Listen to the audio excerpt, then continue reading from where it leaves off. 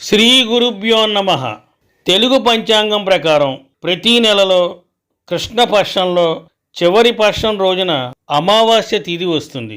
ఈ నేపథ్యంలో ఈ ఏడాది అంటే 2024 డిసెంబర్ 30వ తేదీన సోమవారం నాడు అమావాస్య వచ్చింది. ఈ పర్వదినాన శుభముహూర్తం ఎప్పుడు వచ్చింది? ఈ అమావాస్య రోజున చేయవలసిన పూజా విధానం ఎలా ఉంటుంది చూద్దాం. 2024 హిందూ మత విశ్వాసాల ప్రకారం సోమవారం రోజున వచ్చే అమావాస్యను సోమవతి అమావాస్యగా పరిగణిస్తారు. ఈ నేపథ్యంలో మార్గశిర మాసంలో వచ్చే అమావాస్య సోమవారం రోజున రావడంతో దీన్ని సోమవతి అమావాస్య అంటారు. ఈ పర్వదినాన పూర్వీకులను తలుచుకుంటూ శ్రాద్ధ కర్మలు తర్పణాలు నిర్వహిస్తారు. అయితే ఈసారి వచ్చే మార్గశిర అమావాస్య వేళ వృద్ధి యోగం ఏర్పడనుంది. ఈ సమయంలో పవిత్రమైన నదీ స్నానం ఆచరించి పరమేశ్వరునికి ప్రత్యేక పూజలు చేస్తారు. ఇది ఇలా ఉండగా సోమవతి అమావాస్య రోజున శివారాధనతో పాటు సంపదను పెంచుకునేందుకు సమయం శుభప్రదంగా ఉంటుంది. ఈ సందర్భంగా మార్గశిర అమావాస్య శుభముహూర్తం ఎప్పుడొచ్చింది? ఈసారి మార్గశిర మాసం కృష్ణపక్షంలో అమావాస్య తిథి డిసెంబర్ 30, 2024 తెల్లవారుజామున 4:01 ప్రారంభమవుతుంది.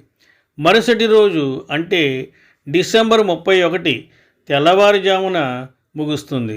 ఉదయం తిథి ప్రకారం పరిగణనలోనికి తీసుకుంటాం కాబట్టి డిసెంబర్ 30వ తేదీన సోమవారం రోజున సోమవతి అమావాస్య జరుపుకోనున్నారు.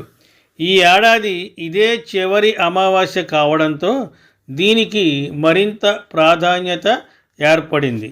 సోమవతి అమావాస్య రోజున సూర్యోదయంలోపు తలస్నానం చేయాలి. అనంతరం పరమేశ్వరుడిని పూజించాలి. ఈ రోజంతా ఏ సమయంలో అయినా చెట్లను నాటచ్చు. అదేవిధంగా రావి చెట్టుకు శ్రీ మహావిష్ణువుకు ప్రత్యేక పూజలు నిర్వహించాలి. రావి చెట్టు చుట్టూ 108 సార్లు ప్రదక్షిణలు చేయాలి. రావి చెట్టుకు నూలు దారాన్ని చుట్టాలి. అనంతరం భగవంతుడికి పూజించిన పండ్లను బ్రాహ్మణులకు దానంగా ఇవ్వాలి. ఇలా చేయడం వల్ల మీ ఇంట్లో పేదరికం తొలగిపోయి ఆర్థిక పరంగా మెరుగైన ఫలితాలు వస్తాయి. ఈసారి సోమవతి లేదా మార్గశిర అమావాస్య వేళ కొన్ని శుభయోగాలు కూడా ఏర్పడనున్నాయి. అందులో వృద్ధి యోగంతో పాటు ఏర్పడనుంది. ఈ సమయంలో శివయ్యను పూజించడం వల్ల మంచి ఫలితాలు రానున్నాయి. ఈ అమావాస్య వేళ చెట్లను నాటడం వల్ల అదృష్టం మరింత పెరిగే అవకాశం ఉంది.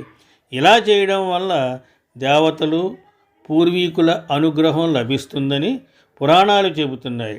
ఈ అమావాస్య కాలంలో అశ్వత్థ, వేప, అరటి, మర్రి, తులసి, ఉసిరి చెట్లను నాటడం మంచిది.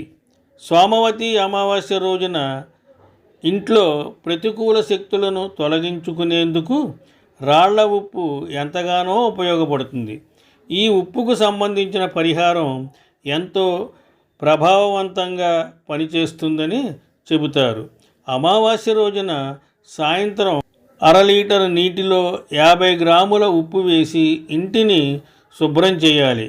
ఇలా చేయడం వల్ల ప్రతికూల శక్తులు తొలగిపోతాయి.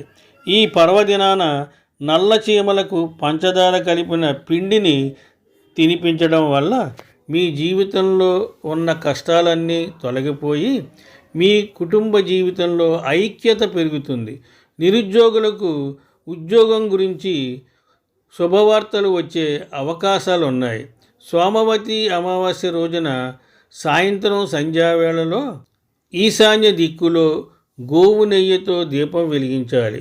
ఇలా చేయడం వల్ల లక్ష్మీదేవి అనుగ్రహం లభించడంతో పాటు సంపద పెరుగుతుందని చెబుతారు. స్వస్తి, శుభమస్తు.